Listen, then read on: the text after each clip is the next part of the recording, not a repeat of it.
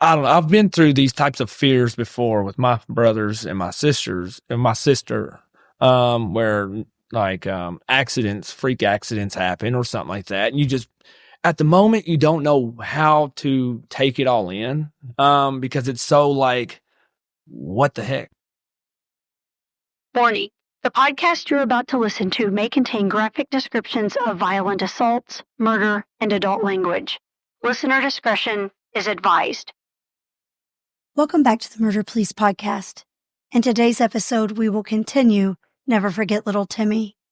This is part 1 of 2 of an interview with one of Timmy's very best friends, Randall Smith.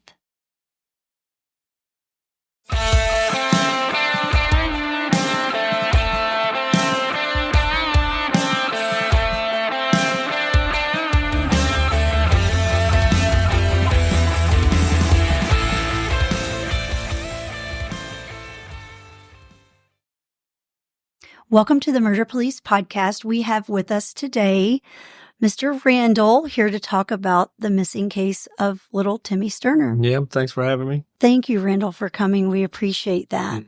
So I didn't get to meet you, and I came in here expecting somebody different, and you're this handsome young man, and I didn't think that you were going to be an ugly old man, but I just had in my mind a different face. So Yeah. What a pleasant surprise. But again, thank you for coming, Randall. It's no problem. I'm glad to be here. Well, Randall, because I didn't get in on the inside scoop earlier, I truly don't know any information, so I'm genuinely intrigued. Tell me, how did you know little Timmy? Oh, it goes way, way back. Like we were like 12, 13 or whatever. And I went to my aunt's house and he was there. And, I seen kids outside playing basketball. So I went outside playing basketball and a conversation, started, and, we went from there. And, he asked me how old I was. And I was like, well, I'll be 13 in like a couple of days or whatever. And he was like, oh, I'm already 13. And, he wanted to be that older person, he wanted to be the oldest, I guess, and, that sparked like, a competitive brother like type thing right there from the start, and, so it come to find out later that night, I was talking to my cousin because that's where we was at, my aunt, my aunt's and my cousin's house. How old is he? And she was like, he's like 12. He lied to me, and, she was like, and then I went to him and he was like, yeah, this is my birthday. It's like November 4th, 1996, whatever. I was like, well, you lied to me, and, that's how it started. We was friends ever since that day. So you all met when you were, the ripe age of almost 13 and 12. Mm-hmm. So I guess you all just became close. Did you go to school together? Yeah, we did go to school together. We went to high school together because I moved around a lot. So I went to like a lot of different elementary schools and middle schools. I went to like middle school in Harrisburg and then one in Nicholasville. So, I didn't really know where he was at school. So.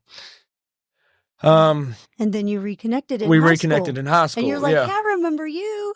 Mm-hmm. You lied about your age. Yeah. No. I mean, I knew him before high school. When you're talking about the schools, that's where we spent a lot of time together at school, in high school. But I also knew him outside of the school through my family. So you all still kind of hung out from then on. Yeah. Even though you switched schools. Oh, yeah. So you had a long time friendship with him. Oh, yeah.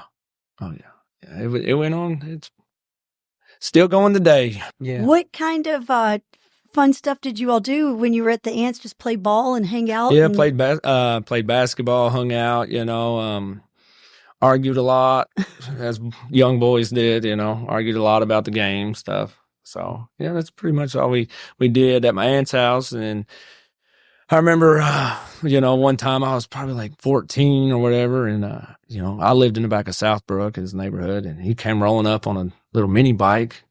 And, I remember wrecking that and stuff like that, riding his bike around. His little black mini bike he had. So you all just had a lot of boy fun memories. Yeah.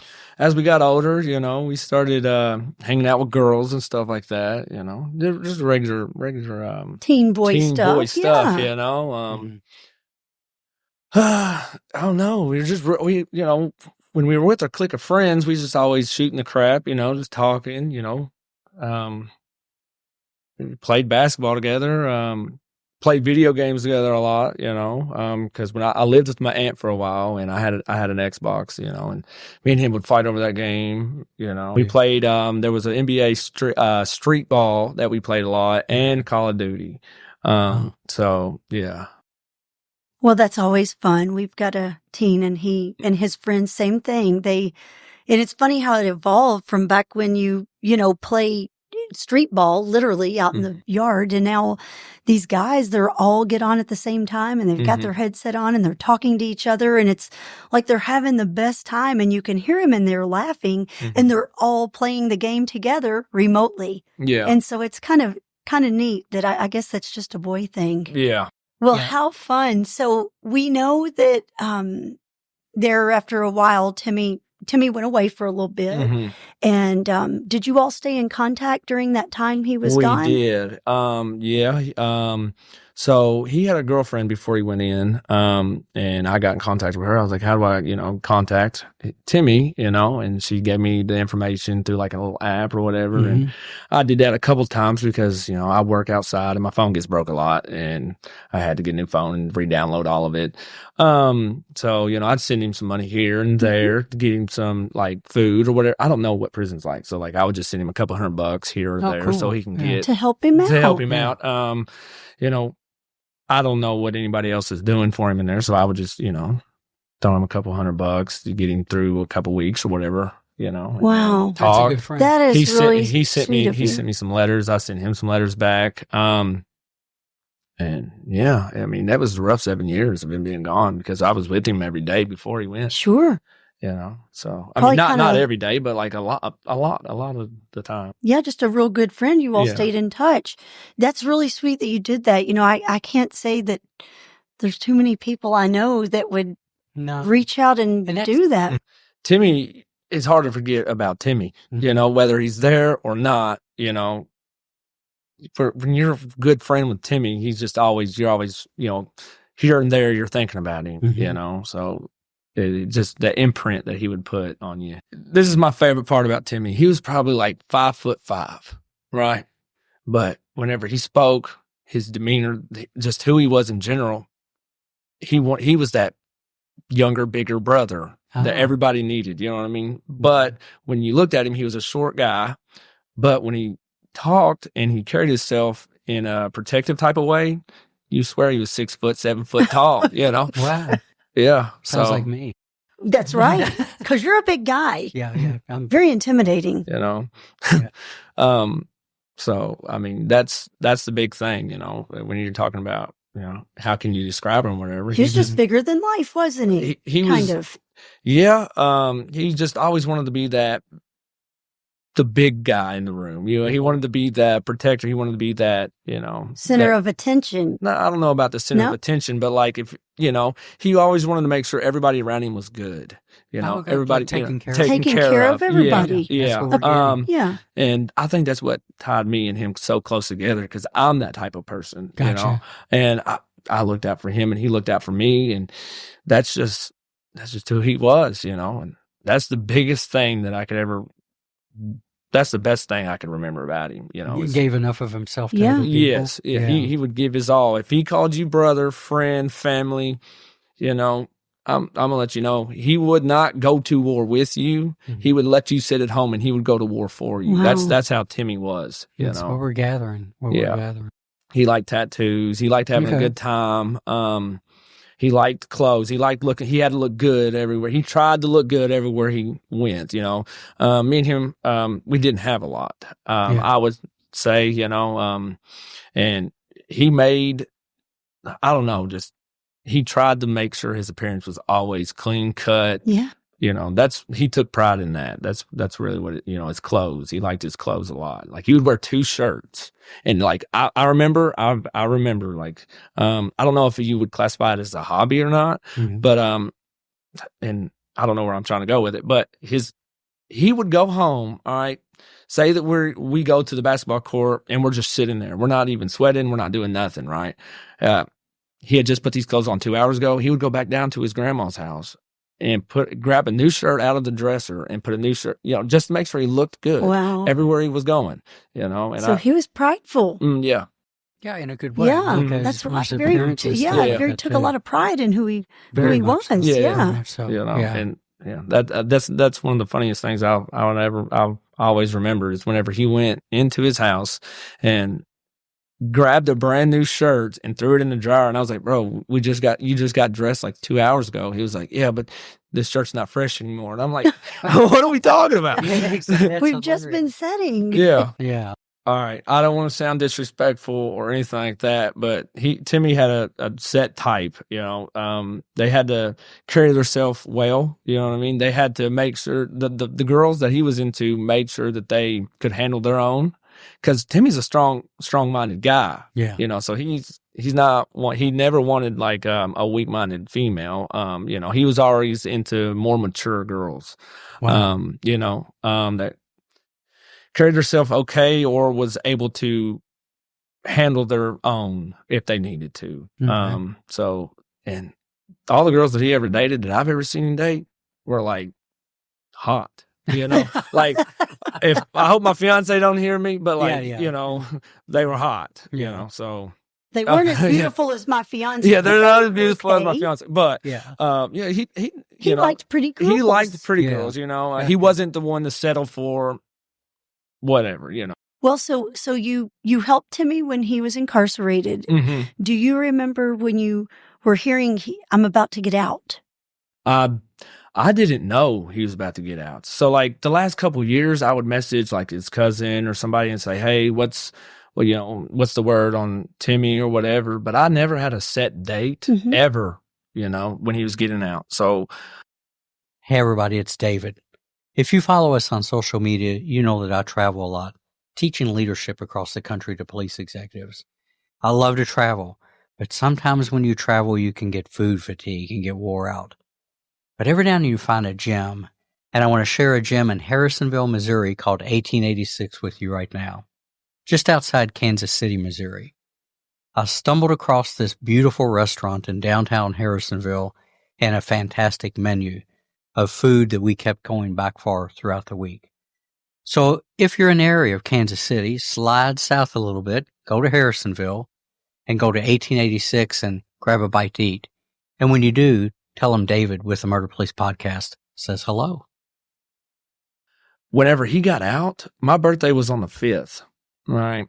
And I went out of town for that weekend and came back. And that night, on Sunday night, I got a friend request from Timmy Sterner on Facebook, and I'm laying in bed and I look over at my woman and I'm like, look at this. I was like, that's Timmy. And so I accept it, off top, I accept it. And I immediately message him and I'm like, hello.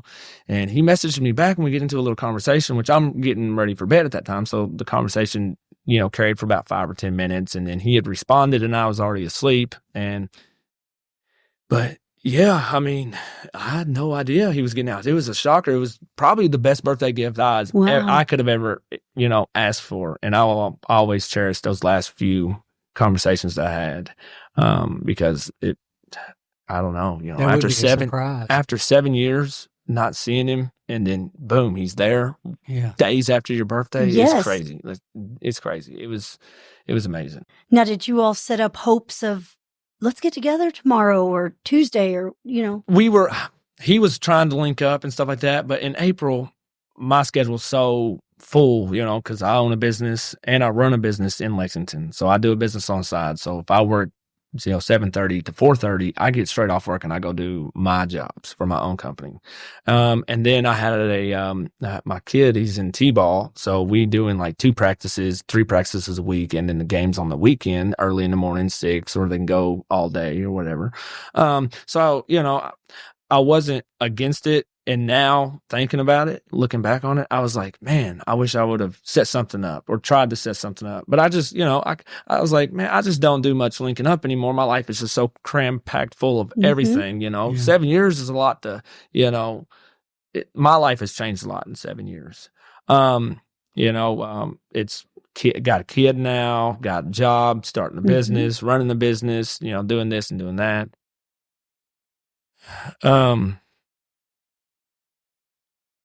he wanted to come over the night, I guess, that he went missing, and it was 8:30.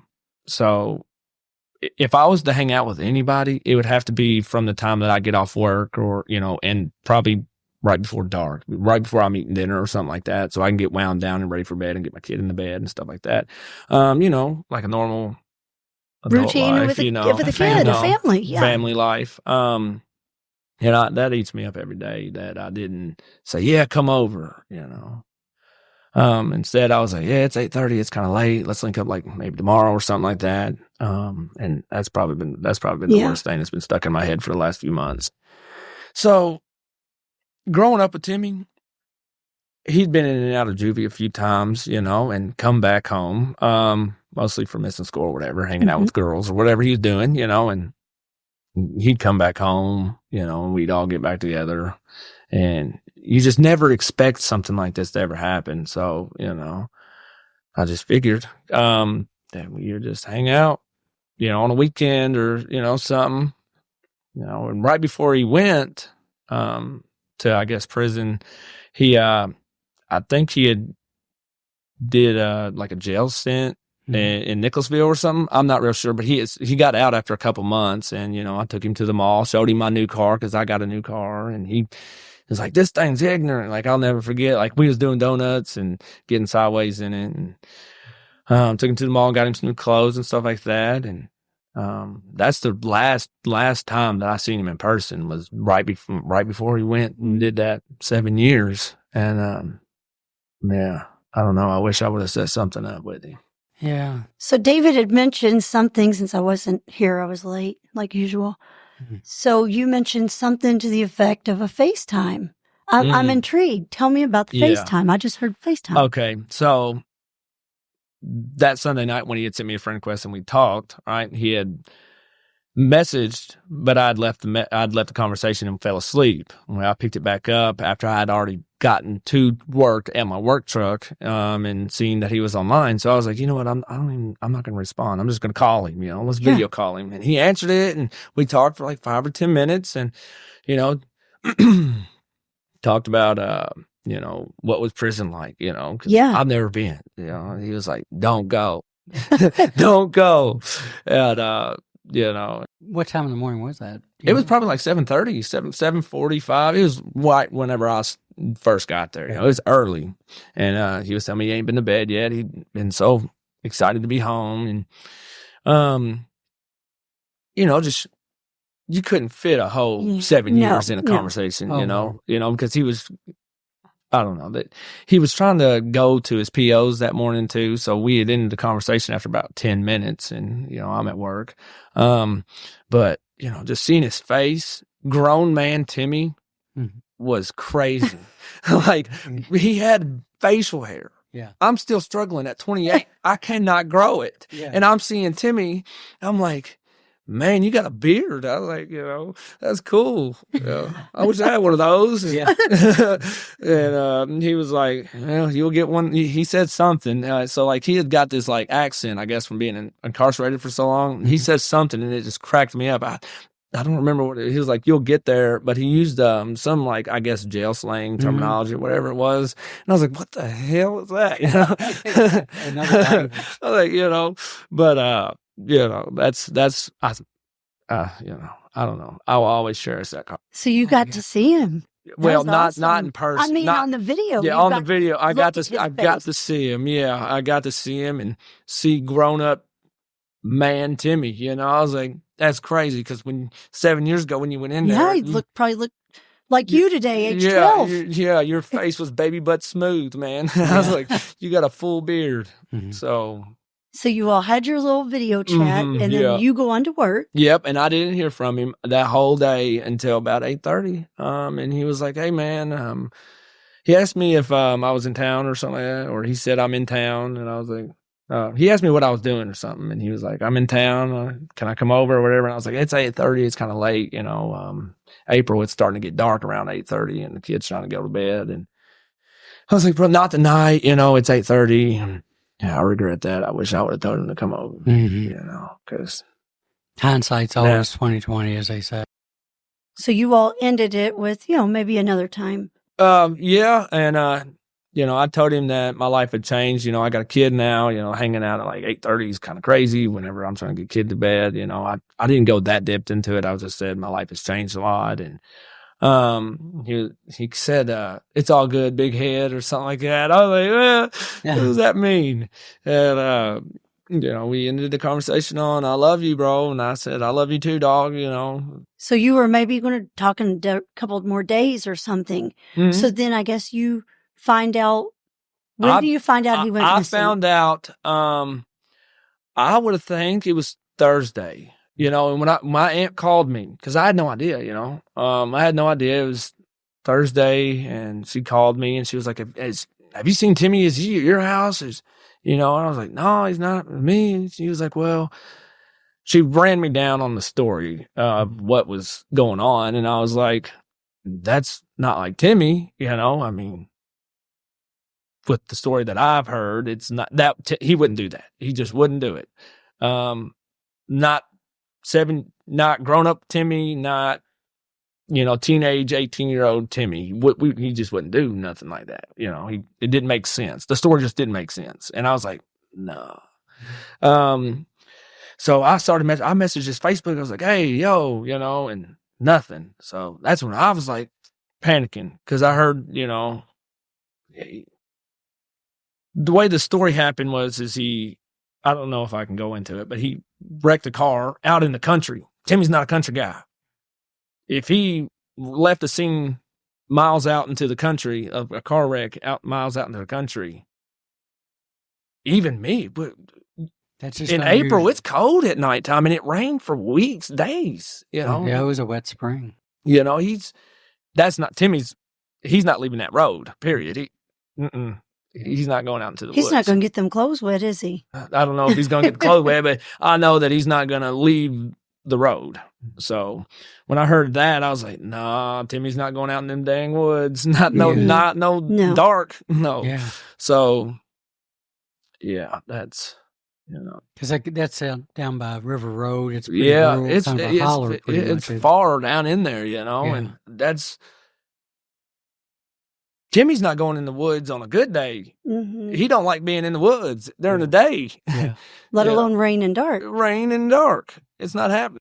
So you had an uneasy feeling, and you're like, something don't sound right.